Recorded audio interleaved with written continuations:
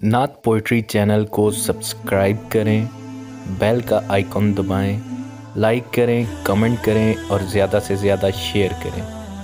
Please subscribe नात poetry channel, press the bell icon, hit like, comment and share.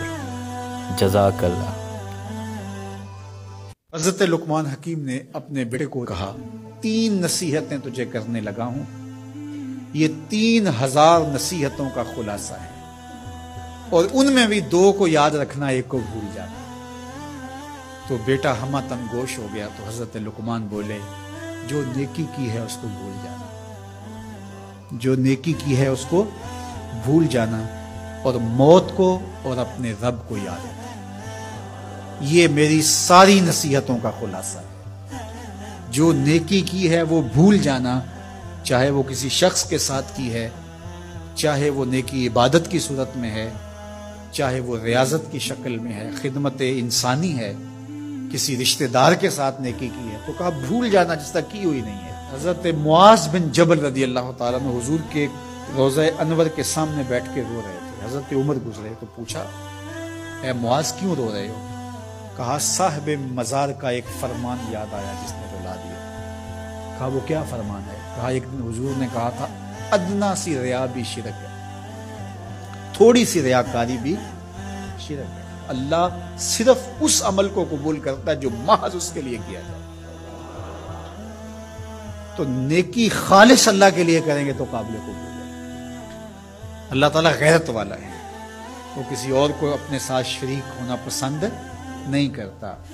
तो जब भी नेकी करो, ये सुल्से दीन है, इन्नमल आमालु बिन्नियात। इस हदीस को उलमा ने कहा, तीसरा हिस्सा दीन का इसमें है कि आमाल का दारो मदार नीयतों पे है। नीयत का खालिस होना शर्त है, वरना मेहनत भी की, सजदे भी किए, खैरातें भी की, सब कुछ किया, लेकिन नामा अमाल में 0 को होगा। कीती कतरी पई खू मोहम्मद ते सिक्का बने असरदा।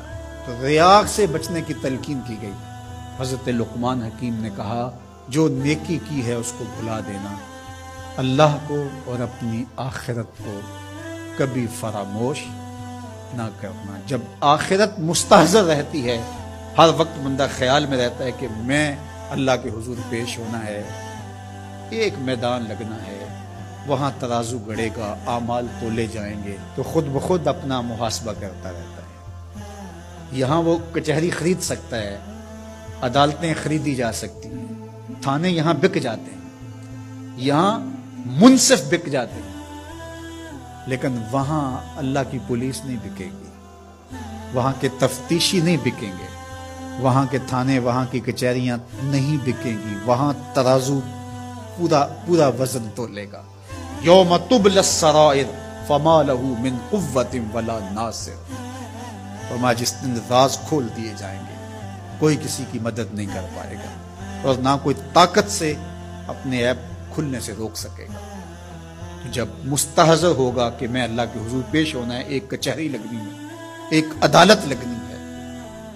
आज मक्कार आदमी, झूठा आदमी, खाइन आदमी, बद किरदार आदमी बच के निकल जाता है। अदालतों को चकमे दे जाते हैं लोग, अदालतें खरीद लेते हैं, धमका लेते हैं, सब कुछ हो जाता है इस दुनिया में। ताकतवर की कोई बात नहीं करता, कमजोर फटे चढ़ा दिए जाते हैं। लेकिन एक अदालत ऐसी लगने वाली है जहां इंसाफ होगा, जहां अदल होगा।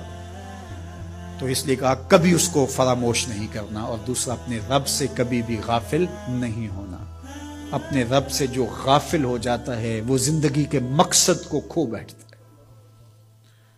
और इसी को रूमी कहते हैं, दुनिया है ये चीज, दुनिया अज खुदा गाफिल बुदन।